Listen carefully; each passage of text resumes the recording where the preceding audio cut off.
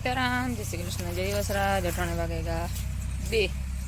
બે માં 3 મિનિટની વાર હે ને આપણે હે ને કામમાં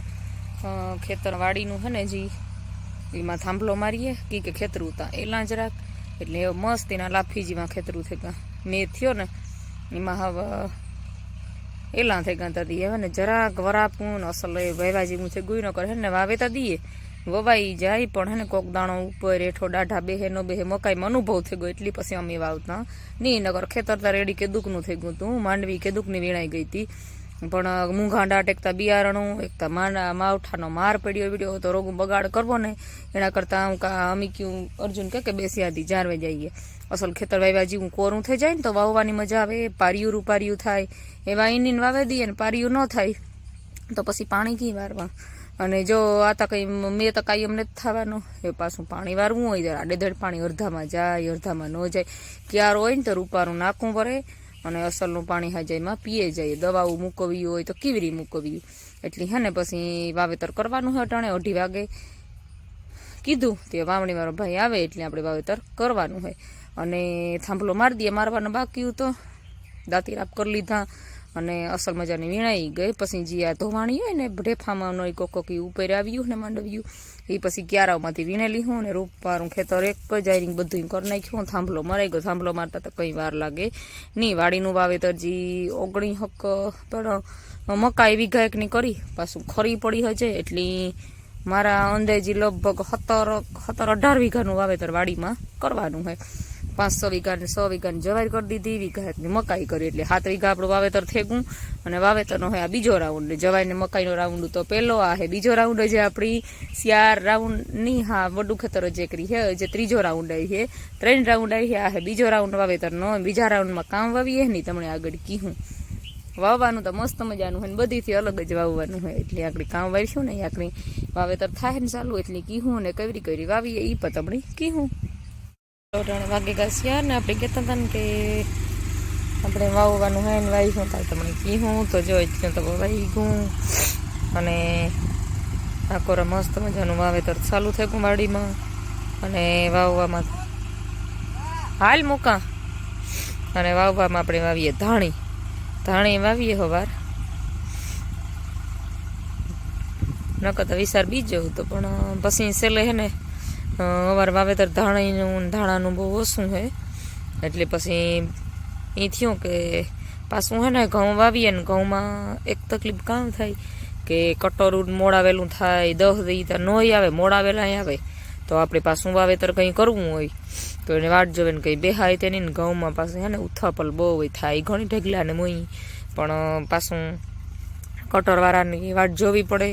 અને હઈ ગાવાનું મૂકવાનું ખેતરું ચોખા ઘાર થાય એમાં હે ને 15 દી નીકળી જાય એટલે પછી એના હાટું થઈને પ્લાન બદલાવ નાખ્યો નકર પછી હું ઘરવાના આવતા ઘઉં અને કરી નાખી ધાણી અમારે ધાણીનું વાવેતર ઓછા હે ઠીક તો બધું સમજાણું પણ આપણે કે ભગવાન ઉજાડે એ સારું ભગવાને આ ઉજાડ્યું તો આપણે આ કર્યું નકર પછી તો ઘઉંનો વિચારું તો પહેલાં તો ઘઉં કર્યું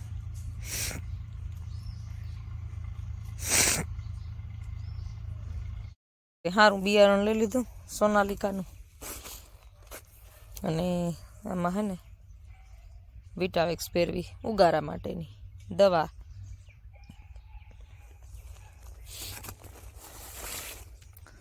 આવે સોનાલિકાનું બિયારણ આપણું મસ્ત અને ભેરવે દવા અને ભેરું નાખીએ ખાતર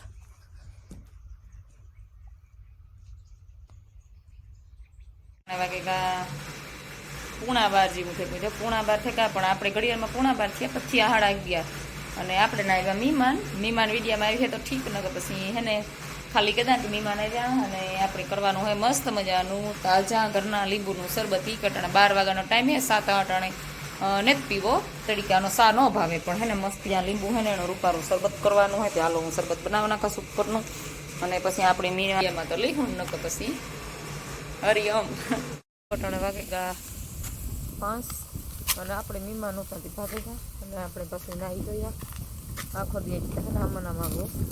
અને જરાક ટાઈટ ચાલુ થઈ ગયો અને ધાણીમાં આપણે પાણી વારવાનું ચાલુ કરી દીધું કોઈ 2-3 ક્યારા વાર્યા ને પાણીના તો વાડીઓમાં તો લાટ્યું ને કાંઈ મોરથી હોય એટલે થોડુંક છે ને વચ્ચે તો 2-3 ને 4થો ક્યારો વારવાની ચાલુ કર્યો હતો ત્યાં લાઇટમાં ભડાકા થવા માંડ્યા અને ધાણીનું વાવેતર એ મસ્ત મજાનું થઈ ગયું. અમારે ધાણે ઓછું વાવેતર સંભળાય વાવ્યું હોય એવું, પણ આપણે તો આગતનું વાવેતર ન કહેવાય, ટાણે જ કહેવાય. પણ પછી ગમે એ વાવવું હોય ને 3જી મહિને તાર ઠાવકી તકલીફ થાય એવા હાટું થઈને પછી ધાણી વાવી દીધી. ક્યારાય રૂપારા પડી ગયા. આપણે માંડવી ઢેકલા થાય આજ ખાંચી તો નહીં ખબર છે તો દેખાય કલાક એટલે કાલે જે હમણાં ભીહું આપડ્યું જાય સરવા ત્યાં વવાઈ ગયું હતી માર્ગમાં થોડું ઊંધું ના સરતી થયું અને ઓલું ઢુગલ્યું વાં બેસી ગયું અને સારી જ તો મસ્તીની હે ઢોર ભીહું પૂરતી હે વાંધો નહીં આવે તાતા જે મકાયું થોડા ઘણા થઈ જાય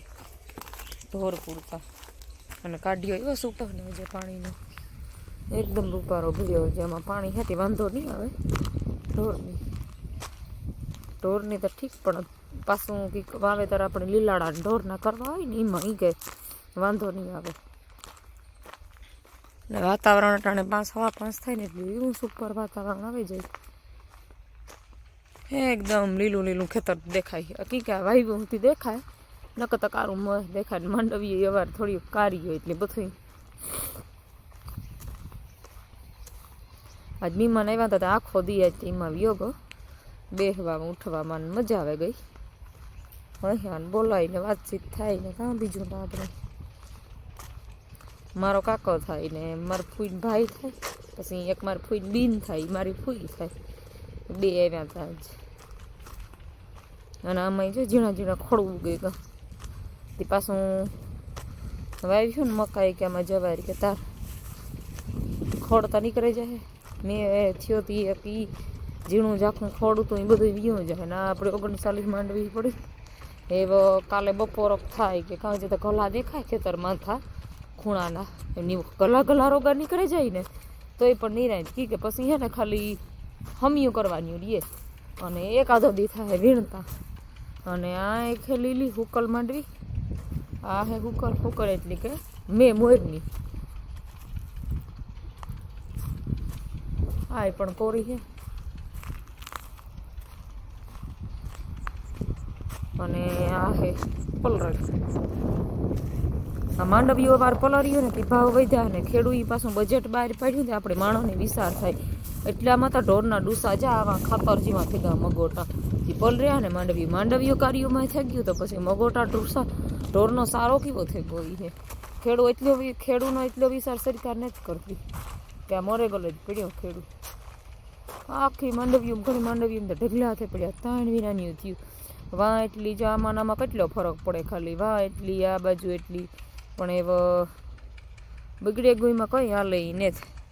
હજી તો આજ થાય જો એમાં ગલા દેખાય હોય એટલે વડા ખેતરની આમાં હાથ જાયમાં કારી મય માંડવી પડી. ટોલીઓ નાખતા જાય 2, 3, 4, 5, 6, 7, 8, 9, 10, 11, 12, 13, 14 ટોલી તો પડી મારા અંદાજે. 14 ટોલી છે, પછી વધઘટ ખબર નથી ઓછી હોય કે વધારે, પણ મેં ગણીને એ 14 થઈ. પછી 15 હોય ને 16 હોય હજે કંઈ નહીં તો 4 ટોલી જેવું એટલી વરોહની છે ને જે પલરી ને એ અમારે 1000 મણ જેવી થાય. એટલે એનો અંદાજ મારીએ આપણી એટલે વાળીની ધારડીની બધી કરીએ એટલે 2 ને આડે ગાડે થઈ જાય. 2000 ને માથે 50 મણ જેવી એવી રીતે થાય. પરવા 3જે વર્ષની એવી થયું હતી માંડવ્યું. એને આગલે વરે 1700 થઈ હતી એટલે 2-3 વર્ષથી હા ને 28 કિલો. આ તો પલર્યા વગરની હે એટલે આ તો ભાવમાં હેરી ખ્યાવે જાય. મગોટા મસ્તીના હે અને સુમાહા પૂરતા નહીં તોય પણ 35 વીઘા મગોટું ઢોર પૂરતું અસલ છે, એમાં કંઈ વાંધો આવે એ નથી. અને આ ખેડૂતનું જે બજેટ સરકારી બહાર પાડ્યું ને એ એક ખેડૂતની હાવ અહીં પોરહાવે લીધા ને એવું કીએ તો હાલે. ઠીક હે. ત્યાં મગોટાના ભાવ તો ભડકે બોલે હટાણે એ આવી રીતે ડૂસો નાખવો કે ઘાઈ સેજ નહીં ડૂસો ચાલો ખેડૂત ગમે નથી બરો એક રોડવેલી અને જેની હાવ પલરે ગા જેની મૂર હાથમાં ને ત્યાં હારો ડૂસો એની બહુ તકલીફ વાળું હે બહુ વધારે પડતો મેં છે ગલા ડૂબે ગા અડધા ડૂસા માંડવી પલરી ગયું એની આ બજેટમાં બહુ જ નુકસાની જાય ને આપણે હાલો ઘાક અડધું ઠેકાણે મેં હોય ને અડધું ન પડ્યું હોય તો નાથી આપણી લે હગીએ પણ આ બધે ઠેકાણે પલરેલ જ છે એટલે ઘાથી લેવી ને ઘાથી ન લેવું એવું બધું તકલીફ વાળું હે ફૂલ એ કાઢવાની પડી કાલુંદી હાઈન થઈ જાય તો ખબર નહીં કંઈ નક્કી ન કહેવાય કાંધા ને પગરું પાછા મોડા એકતા હે ને હાવ પાણી પડ્યાથી લીલા ઉતા ને માથે મેથી હોય લીલા કાંસ જેવા હે એવું કેટલાક દી થાય કાઢતા હતા કાલે બપોર જ થાય અને વીણતા 1-2 દી થાય પછી નિરાય જરાક પછી તો જે ખેતર હુકાવા દેવું જોઈએ 1-2 દી પછીમાં વાવેતર કર્યું મોટા ખેતરમાં ઠીક હાવ ખેતર ગજ ઉઠીમાં પારિયું થાય નહીં એટલી મેળ આવે નહીં વાવવાનો ને ગાંઠનો ટોરાય ખેતરને બગડી પારી વગરનું કેમ પાણી વારવા સુમાં હોતા નથી આડેધડ પાણી છૂટા મૂકી દઈએ દેવું બધું હાલે તો અમારો વિડીયો ગમતો હોય તો મસ્ત મજાનું લાઈક શેર ને સબસ્ક્રાઈબ કરવાનું ભૂલતા નહીં.